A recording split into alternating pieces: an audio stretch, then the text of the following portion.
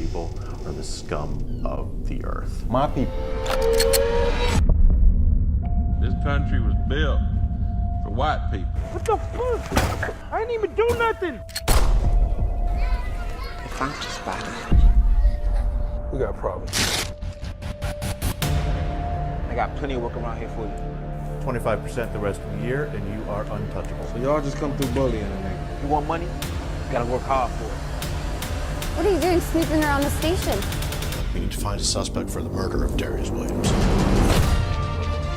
Please, boy! Just tell me what you need. What are you 12-year-old son is out there lost. What are you talking about? You need to do more. Things get done a certain way around here. I don't have time for this shit. Pull yourself together. You a racist pig like Dad, huh? And they tear the city up.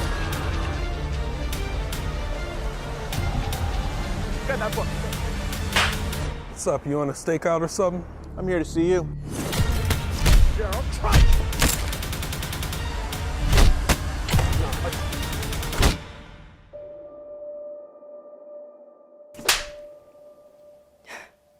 You try that again, you'll be wiping those pretty teeth off the floor.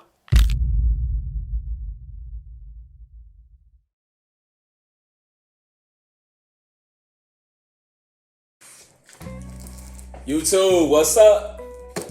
All the way from Michigan. I'm looking outside right now and it's looking very snowy and very cold. So, I really don't want to go out there and do some of the things that I have to do out there. So, this is me procrastinating. I'm going to hit you guys with another video. All right. So, we talked about Case 137. This guy right here. We talked about Leo, which is my latest feature film that I did. We dove in a little bit about how Leo came about, but I don't ever think I hit you guys with the way that Case 137 came about. Long story short, before I ended up producing this film, some of you already know this backstory. I was working in the factory at a time, third shift, and I always knew that I wanted to do something within the film industry. I loved writing. I was always a writer. I wrote for newspapers, magazines, I released books, etc., etc.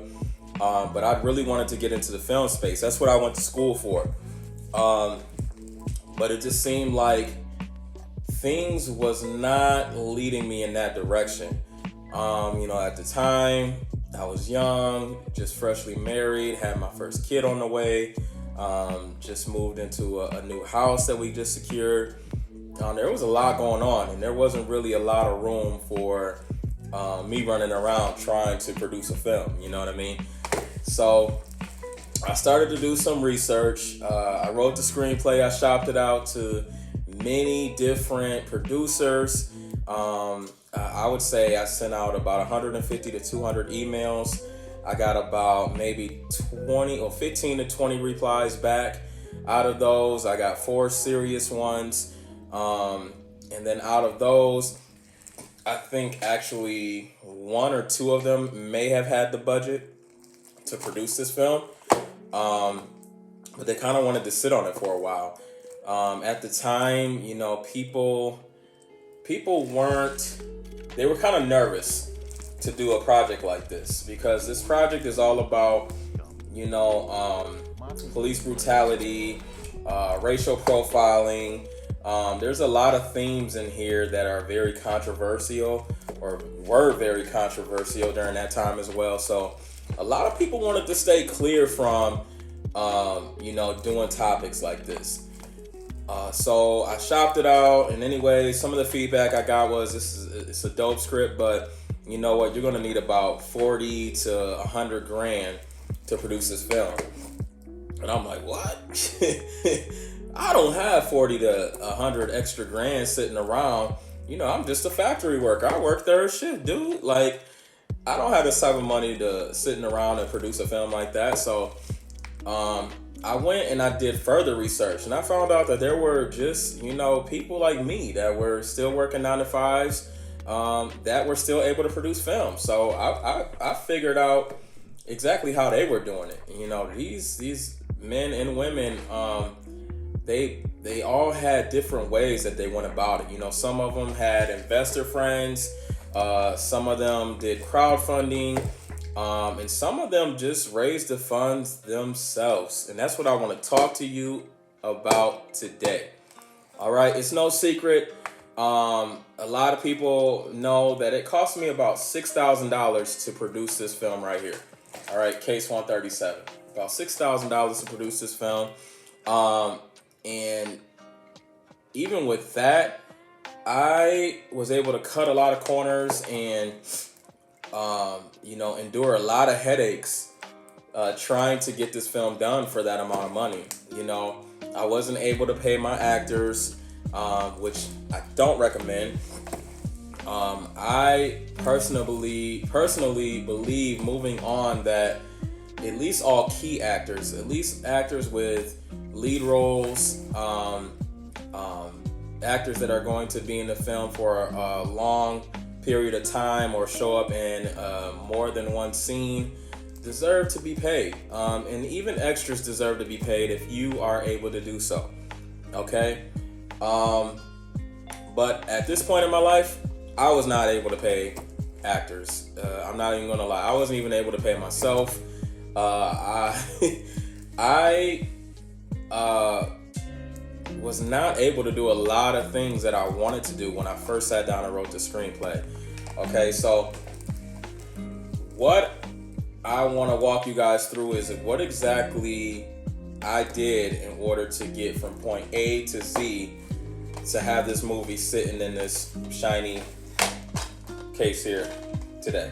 You know, front, back, you know, got the pictures and all the gloss plastic on it. So what I did was I found a hustle within my job. And this is something that I recommend that you guys do as well. Like, for instance, I worked with appliances at the time. I delivered appliances. I hauled away old appliances. There were various different things that I did with appliances, okay? The job that I had required me to go in people's houses and install appliances. So with that being said, I had tons of people that allowed me to take their old appliances or gave me their old appliances, even if they were working or non-working. And they just said, hey, you know, this still works. Hey, it's still in good shape. Go ahead, take it if you need it, or give it to somebody who needs it. So a light bulb went off in my head. So, you know, a lot of the people I delivered to were very well off, wealthy. I'm talking multi-million-dollar homes, $1 million homes. And some of these people just got new appliances just to get new appliances. There was nothing even wrong with their old appliances. So ding, ding, ding, ding, ding. Guess what? I would take some of those appliances that were given to me and I would resell them. And this is what allowed me to build the budget to produce Case 137. Okay? Pretty much that whole budget was raised by me. I did do a little crowdfunding in the beginning, which I think secured me about $2,000 from all of the people that supported me and loved me and loved to see what I was trying to do. I think I got $2,000 through GoFundMe, but the rest was on me. So I went ahead and I started this little appliance hustle, and I just kept going and going and going and going, and soon, you know, after doing it for a while, I was able to secure a decent amount of money. Okay, so that money that I secured paid for my DP, my editor, which is all one person, which was a good find that I was able to come across. And it was able for me to lock down certain locations, okay? So, like I said, at the end of the day, even with the money that I did obtain for this budget, I still wasn't able to pay actors, and I still wasn't able to have funding for certain other things that I originally wanted to do with this project. That's okay though, because I was just starting out, I was just getting my feet wet, and it was just my entrance into the industry, learning how to be an independent filmmaker, okay, independent producer, screenwriter, whatever you want to call me. It was just my introduction. So I was just in my learning phase. So personally, I don't think it was a bad experience. To this day, I think it was an experience that was needed. All right. So what I'd like to say to you guys is, don't allow the fact that you don't have money. Don't let the fact that you don't have money be the reason to why you don't pursue your dreams or your goals, okay? Because there's plenty of ways that you can turn your regular job into a side hustle. So to give you some examples, like I worked with appliances, I figured out how to turn appliances into a side hustle. Some people, they do hair at hair salons. Maybe, outside of working as a salon, figure out how you can set up shop at your house. Figure out how you can do, more people's hair, maybe on the weekend or maybe outside of work hours. Figure that out. Some people work on cars at a car shop. Figure out how you can set up shop at your own house or at another location to where you can get more money on the side from working on cars. Personally, I'm the type of person that believes that there is always a way. Okay? It might not be the same easy way that this person might have over here, but there's still a way for you to get to where you're trying to be. Okay? It might be a little harder for you. I'm not gonna lie. It might take out more time in your day. It might require you to lose some sleep. It might require you to work harder and sweat a little more and grind a little more. But think about what you are trying to get to. All right, and always have that in your mind whenever you try to give up or whenever you want to give up. So find out what that side hustle is. Okay, make sure it's legal. Find out what that side hustle is and use that side hustle to build the budget that you need in order to pursue the dream or the goal that you're trying to pursue. All right, don't let money be the reason to why you don't pursue your dreams or goals. I hear this a lot. I talk to a lot of people, and one of the main reasons that they give up is because they say they don't have money. Okay, we at some extent, we all have struggled, or we all are struggling. Corona hit us hard. Some of us lost our jobs. Some of us have been out of work. Some of us have lost businesses. Some of us have endured a lot. But that doesn't change the fact that there's still money out there. You just got to figure out how to get to it. I'm talking there's so many different programs these days. There's Uber, there's Shipt, there's Uber Eats. There's so many different little things that you can do as a side hustle in order to build money to put towards pursuing your dreams or your goals. Don't let that stop you. But yeah, that's what I did, man. I did the whole appliance hustle. I raised, like I said, about $6,000. I was able to pay my DP, my editor, pay for certain locations, lock down certain things, and I got the help from a few other people and was able to do it, man. Don't let people tell you that you can't.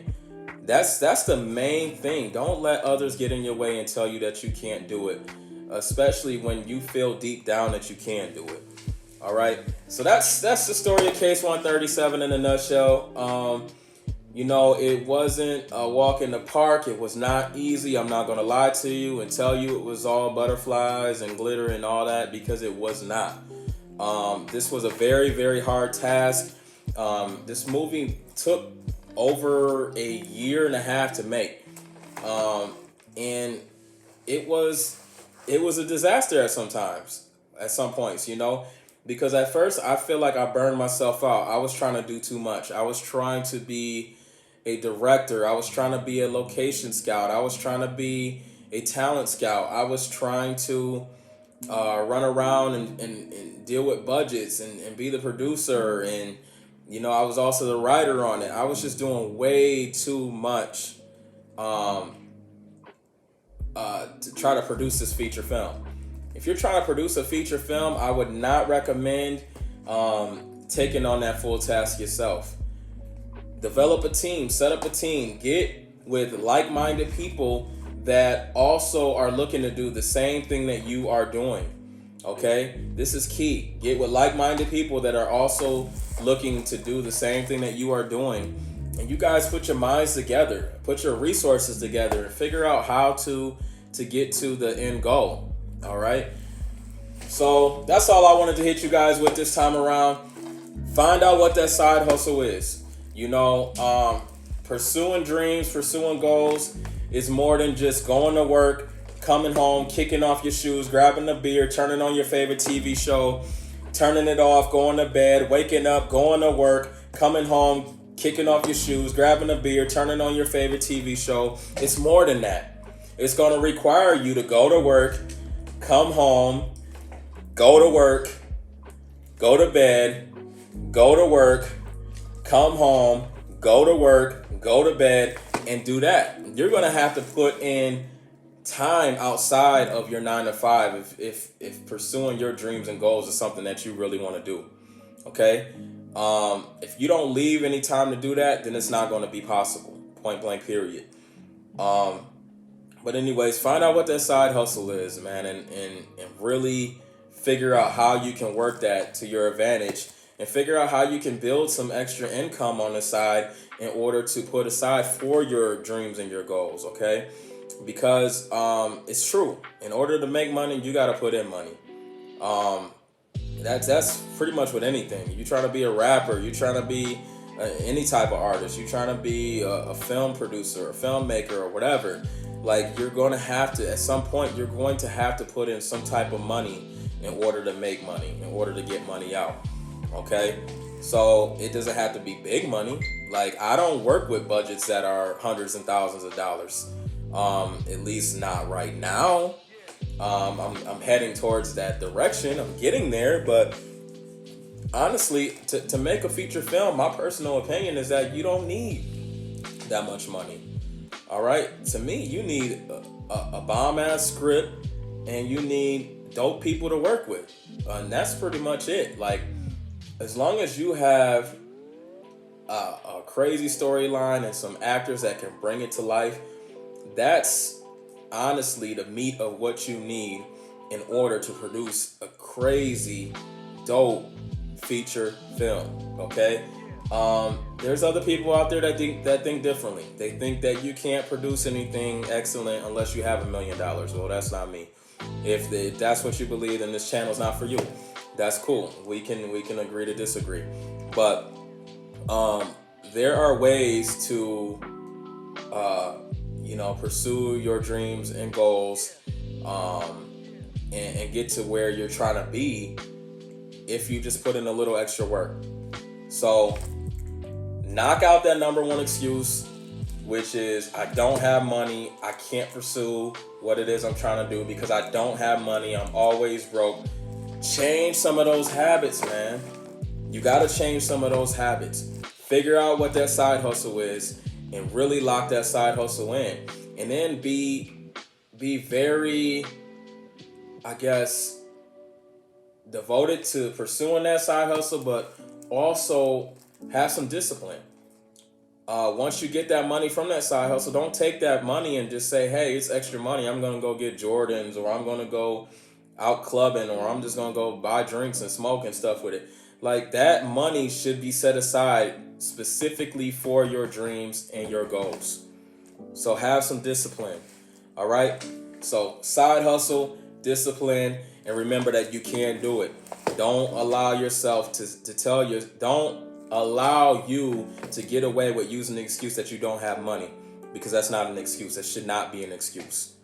All right? I've seen the poorest people come from some of the most underprivileged places, come up and become multimillionaires. All right, so it is possible. It definitely is possible. It's just a matter of how hard do you want it. All right, so find out what that side hustle is and just get to it. Peace.